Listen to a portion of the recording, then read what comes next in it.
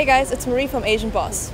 ABS-CBN is the oldest and largest TV network station in the Philippines, and on July 10th, 2020, it got permanently shut down by the government. Given the rocky relationship ABS-CBN had with the Duterte administration, critics view this decision to shut down the network as a violation of press freedom.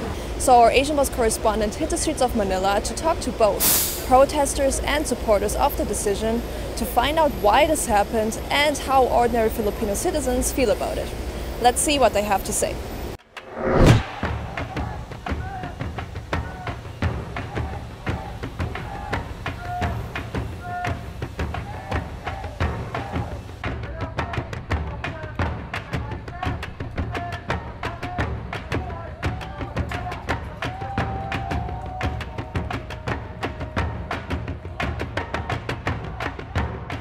Narinig mo na ba sa balita na tuluyan ng ipinasarang ABS-CBN ang pinakamalaking broadcasting station sa ating bansa? Opo, narinig ko sa balita. Para sa mga manonood natin sa iba't ibang bansa, pwede mo ba sa kanila ipaliwanag kung ano itong ABS-CBN na pinag-uusapan natin? Well, ABS-CBN is one of the biggest networks in the country, broadcasting network. It's like the BBC of the country, or CNN BBC of the Philippines. So it was really a big deal. Gaano kalaking issue ngayon ang pagpapasara sa ABS-CBN sa ating bansa? I would say it's kumbaga after sa COVID issue, parang we can say na number 2 ang issue ng ABS-CBN.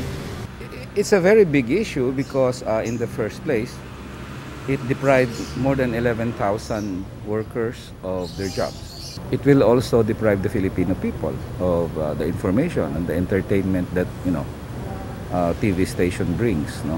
So when you found out that ABS-CBN was shut down, what was your immediate reaction? When it was shut down, because it was already after a series of hearings, I am not shocked. Because even before that, all of the President's pronouncements, everything that has been discussed in Congress led to the removal. So I kind of knew that it was coming. Actually, mixed yung reaction ko. On one hand, considering yung naging violations ng ABS and its mga unsavory practices, kumbaga, it's nice to see na nabibigyan yun ng hustisya. But on the other hand, I feel bad sa mga naapektuhan, mga nawala na trabaho dahil sa issue. Actually, marami doon, ilan sa mga doon, mga kakilala ko, mga kaibigan ko, malakas yung reaction nila sa issue, kaya out of their respect na rin, kaya hindi ako masyadong nagko-comment, at least publicly, sa isyong yon. Para dun sa hindi nakakaalam, paano ba nagsimula tong issue ng ABS-CBN bago sila ipasara at tuluyang ipinasara? Okay, sa Pilipinas kasi, yung mga broadcasting companies, kailangan nila ng franchise na tinatawag. It's like license to operate. Yung nag-grant ng franchise na yon, yung Congress, the House of Representatives. And so, yung franchise ng ABS-CBN after decades, like I'm not sure how many decades, but decades, it's supposed to expire this year. So they applied for a new franchise. But then when the Congress started hearing yung yung application nila, they unearthed several violations na nakommit ng company, at naging dahilan yon to question them, to investigate yung violations na yon, and it led to the non-renewal of their franchise. We understand that you guys are here to protest today. What brings you out today? We are one in calling for the franchise of ABS-CBN to be renewed. As we all know, this was rejected by Congress on July 10. And we would like them, even President Duterte, to reconsider giving us a franchise so we can work again. Most of our colleagues are already gone. They have received their letters of separation from the company. So we're now down to a few people and we don't know who is next. So all of us, 11,000 workers, will most likely lose their job. Well, ABS-CBN is one of the oldest networks that we have in the country, but its closure has now become a symbol of this government's incredible resistance to any form of criticism. They have now become the icons of the struggle for not just press freedom, not just for workers' rights, but also for democracy. So based on your understanding, why do you think the government didn't renew the ABS-CBN license? The removal of the franchise of ABS-CBN is really because the network irked the president. I think during the time of the elections, he was really angry when his ads were not shown. And I think this is the way he knows how to put ABS-CBN in their place, to remove their franchise. So because he is in power, he used his power to close down ABS-CBN. Malinaw ang batayan ng mga kasamahan ng mga kongresistang supporter ng Pangulo. Ang pahayag ng Pangulo na wag nang bigyan pa ng prangkisang ABS-CBN.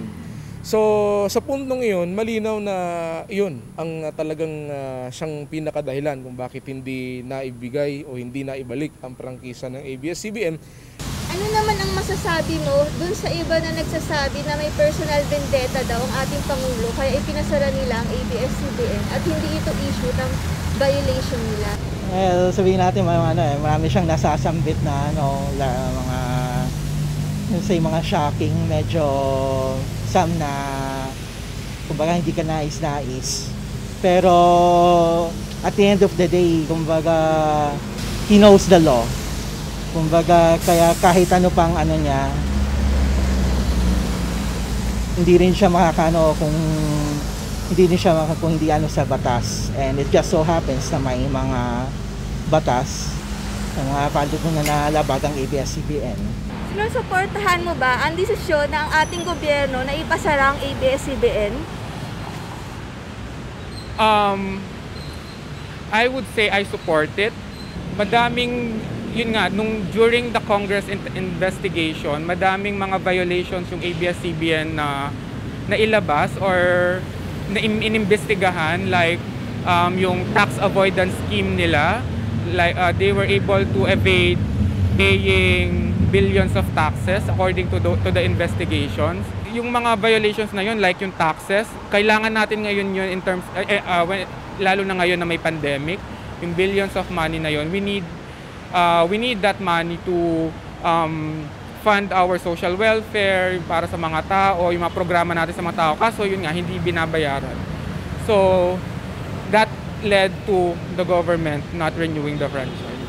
Makikita natin na talagang despite of the reports of other government agencies na wala pong problema sa prangkisa ng ABS-CBN, masasabi natin na itong paggalaw na ito or yung pagpapasara ng ABS-CBN ay isang personal na ambisyon upang patahimikin ang mga dissenters o yung mga ipinaglalaban kung ano ang tama.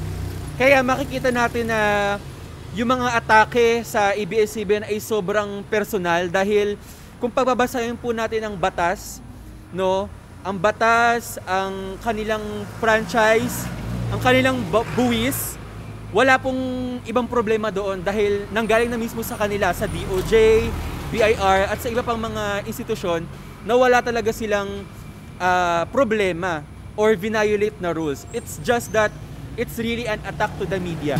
Reports claim that the reason of the government that has decided to do this was because ABS violated a restriction imposed by the Constitution on foreign ownership of mass media by allowing overseas investors to join the company. Lahat naman sinagot na ng ABS-CBN sa pagdinig sa Senado at Kongreso. Sinagot yung issue ng titulo ng ABS-CBN, sinagot yung issue ng citizenship ni Lopez na malinaw naman na Pilipino sapagkat kung ikaw ay pinanganak, kahit ka pinanganak sa abroad pero ang iyong mga magulang, both ang iyong nanay at tatay ay Pilipino, ikaw ay Pilipino rin. Dual citizen nga lang. Diba? Yung naging CEO ng ABS-CBN, Gabby Lopez, is a dual citizen. So is a Filipino and American citizen. And ayon sa mga mga kongresista na nagdinig doon sa franchise application nila, hindi applicable yon kasi may foreign owner, may foreign blood si Gabby Lopez, kaya hindi mako-considered 100% Filipino owned yung ABS-CBN. This is what we call the chilling effect of closing ABS-CBN. Okay, what is that chilling effect? Okay, now that we are closed, who else can expose government corruption? Who else can fight the government? Who else can say the government is doing something wrong? When they are able to close down a big company such as ours, then who can stop them from closing other companies as well? If they can do this to us, a big network, they can also do this to a small network. And that is dangerous. To a democracy like Philippines, that is really, really dangerous. Actually, the mere fact na may mga broadcast companies na nabigyan ng franchise na walang violations, it means na that the government is not really trying to stifle yung freedom of speech or freedom of the press. Kasi bakit kung ayaw nila ng freedom of the press, then lahat ng companies sarado na, yung yung public broadcasting company na lang, yung PTV4 na lang sana yung nag-ooperate ngayon. Pero hindi, they really found na may violations yung ABS-CBN. So it led to their non-renewal of the franchise. Ng mga nagpuprotesta, ang pagpapasara daw sa ABS-CBN ay may violation ng ating press freedom. At ito na daw ang katapusan ng ating demokrasya. Nag-a-agree ka ba sa mga sinasabi nila? Well, as much as nasasabi ko kanina na nire-respect kong opinion nila, the thing is kasi yung press freedom hindi naman nakakonekta yan sa right to pag-broadcast sa TV o like freedom of expression, freedom of speech, freedom of the media. Hindi naman kailangan ng franchise yan Like right now, ABS-CBN, nakakapagbalita pa rin sila through cable, through the internet. So hindi naman sila hinahabol pa doon. Marami pa rin namang mga voices na anti-Duterte na nag-aano sa kanyang may ibang kung nanawagan sa resignation niya, hindi naman sila sinusupil para doon. So no, press freedom is still alive in the country. Hindi pa pinapatay ang freedom of expression and freedom of speech. What would you like the global viewers to know about the situation? I think people all over the world should know that the truth is important, that we should care to be critical thinkers. They should know that while a lot of people love the president, they should be able to love the president with eyes wide open, with ears listening, with full awareness of the good and the bad that the president is doing. Sa mga global viewers, siguro ngayon kasi sa international media, yung nakikita lang natin na this is an attack on press freedom, this is an attack on the media. I think the global viewer should also be critical sa nababasa nilang mga balita coming from other countries kasi hindi nila nakikita yung full picture, yung nakikita nila base sa headlines ng mga articles na yon. So this ABS-CBN issue is not an attack on press freedom. It is actually about a company violating the laws of the country, and those violations are really severe. This should also serve a lesson for other governments to ensure that their media that doesn't cause destabilization on them. Kasi, if the media causes destabilization sa government, apektado lahat ng tao mawawala ng trabaho, lahat ng tao malaki yung epekto niya. So they should also be stricter when it comes to the standards they give their media, especially on delivering factual information, verified information, accurate information. Mahalaga yon. Hope you found people's answers insightful. What's your take on this issue? Have similar things happened to media outlets in your country? Let us know in the comments below. For more authentic insight into the latest news and culture trends from all over Asia, be sure to subscribe to Asian Boss. Thanks for watching, and as always, stay curious.